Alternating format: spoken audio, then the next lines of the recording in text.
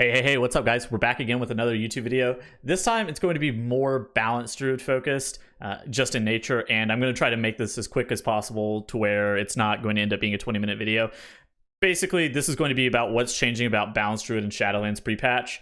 Not necessarily a guide, this will come later. I would highly recommend looking at the Wowhead portion of the Balance Druid guide. It talks about some of the pre-patch stuff if you want like a slightly more thorough explanation. In addition to that, the Wildhead Guide will always be more up to date, especially whenever some of the things like balancing or like Azerite or whatever else that I may end up being incorrect on about where some stuff should be placed.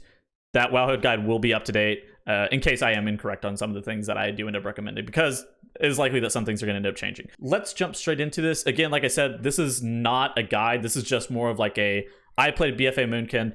I don't really want to be worthless in raid. I want to know what is changing this week and what I should be looking to do instead, and just that kind of stuff.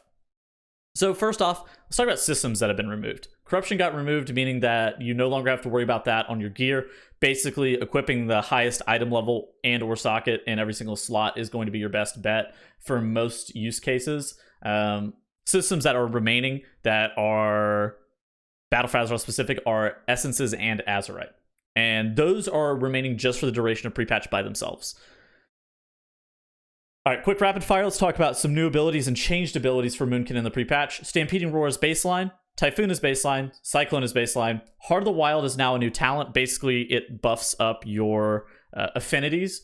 So basically, if you're spec'd into Restoration Affinity, you get increased healing whenever you press Heart of the Wild. If you're spec'd into Guardian Affinity, you become tankier, that kind of stuff.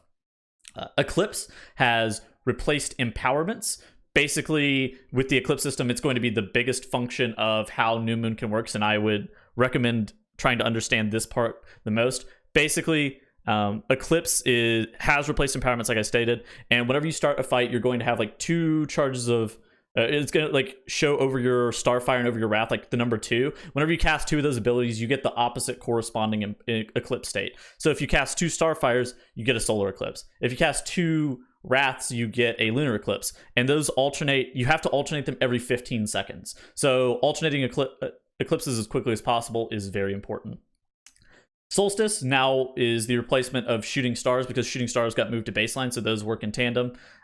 Soul of the Forest got reworked into something that is a little bit more AoE focused, where on AoE, Starfire does increase damage whenever you're in Lunar Eclipse, and whenever you are in Solar Eclipse, Wrath gives slightly more astral power. So Soul of the Forest got a very slight rework and a little bit of changes. Celestial Alignment and, of course, Incarnation got changed as damage cooldowns. Now they give both sides of Eclipse. Starfall has also been changed into one big AoE circle around you, but you can only have one out at a time. They do not stack, so do note that. And then Star Surge, it empowers your Eclipse whenever you press it. Basically, Lunar increases Starfire's damage, and then Solar increases your Wrath's damage whenever you press a Star Surge inside of an Eclipse window.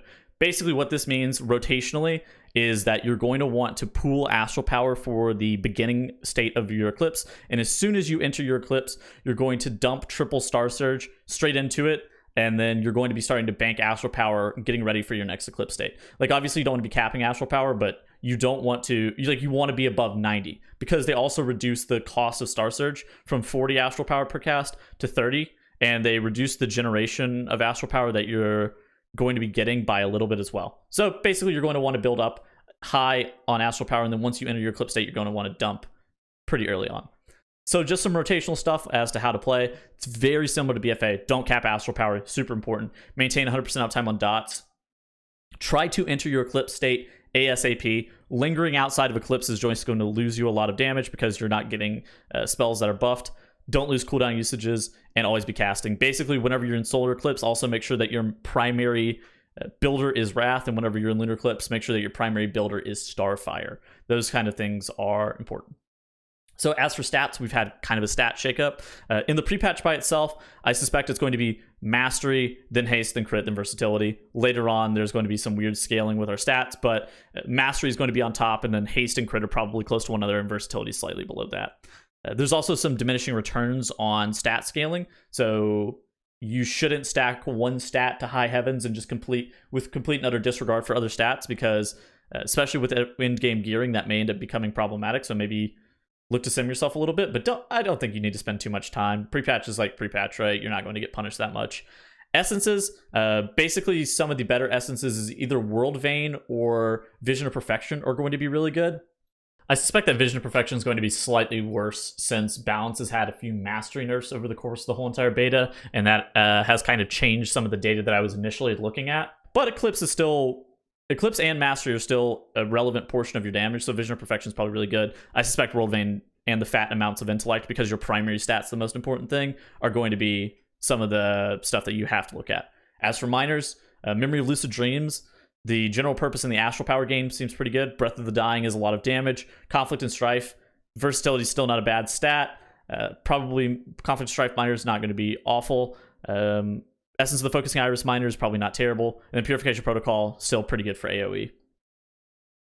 Azerite, I'm going to go out on a limb and say that I think that we're going to end up running double Streaking Stars, 1 Arcanic Pulsar, triple Heart of Darkness if you can get your hands on all of that. So that will be the Stygian Guy's helmet, the Pauldrons of Great Convergence, and the Darkheart robe. So that's Vexiona chest, N'Zoth shoulders, and then Stygian Guy's I think is off Mount. So those Azerite pieces and those traits I think are going to end up being good. I think that those are subject to change. I'm not 100% sure on how good all of that stuff was. Some of the stuff for Azerite, whenever I initially wrote it, has been changed because they changed how Heart of Darkness is. Heart of Darkness is actually enabled now, even though Corruption is no longer in the game. So I had to change that up. Basically, the Balance Druid specific Azerite is all pretty poor except for Streaking Stars. However, Arcanic Pulsar seems still pretty solid. Double Streaking Stars is just because it's on the gear that has Heart of Darkness.